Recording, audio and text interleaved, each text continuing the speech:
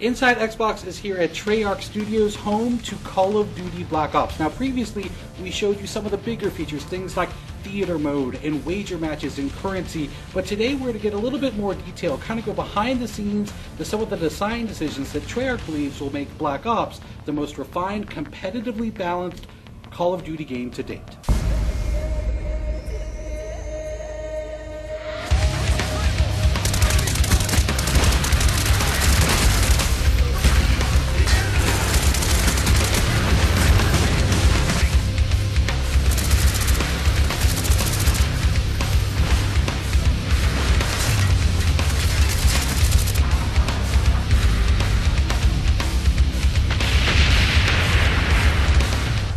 One of the great things about having such a large community of players playing our game is that it isn't very difficult for us to hear when fans do not like something about our game or they do like something about our game. All we have to do is listen, and we are listening.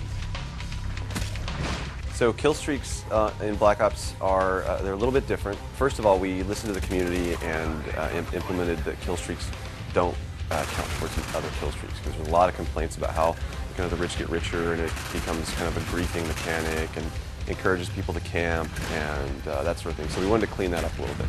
Secondary to that is that we wanted to make kill streaks feel more interactive. We didn't want to just do the fire and forget kind of thing where you just hit the button and go, because then there's no really risk reward there for the player. All of our kill streaks have some aspect of interactivity to them, whether it's the attack chopper picking a spot in the map where it goes and hovers rather than just letting it go and circle around the map.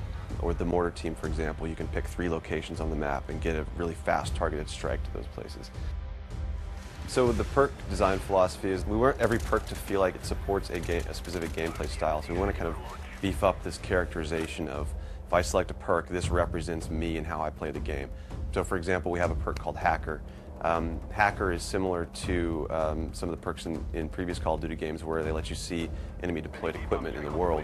The difference with Hacker is that you actually can go up to enemy equipment now and hack it so that it turns to your team, and the guy who owns that piece of equipment won't know that you've done that.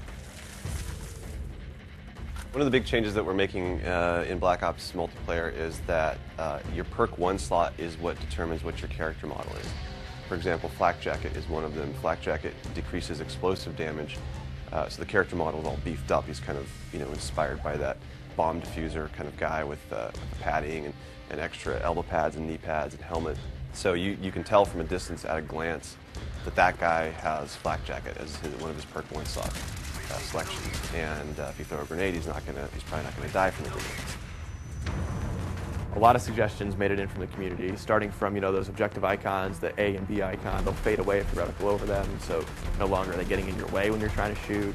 Shotguns are primary weapons now again, so something like a shotgun is so lethal, it should behave like a shotgun, so it needs to be in that primary weapon slot. We have the grid coordinates on the overhead map, so whether you pull up your pause menu or in the top left corner, so it's going to be very, very easy for you to call out exactly where action is happening. Instead of having to say, oh, he's over by grandma's house, you can now say, oh yeah, he's in quadrant D, 3. We take suggestions from all sorts of our sub-communities. Another one is this whole new core movement mechanic called diving to prone. So it's something that we found was very interesting. It's used best for evasive and defensive maneuvers, but it really, we needed to make sure we balanced that, because we understand that drop shotting is a frustrating thing to some people. So we wanted to make sure that this thing wasn't going to be used aggressively to grief or to frustrate players. So there is sort of a recovery time after you land, and you'll have to take a half second to pull your gun back up. So it's actually a penalty if you try to use it as an offensive maneuver. Little subtle things to the game that I think the fans are really going to like. We hope you've enjoyed our in-depth look at what it takes to put together the multiplayer for a game like Call of Duty Black Ops. Thanks everyone for watching Inside Xbox. It's too close, fight harder.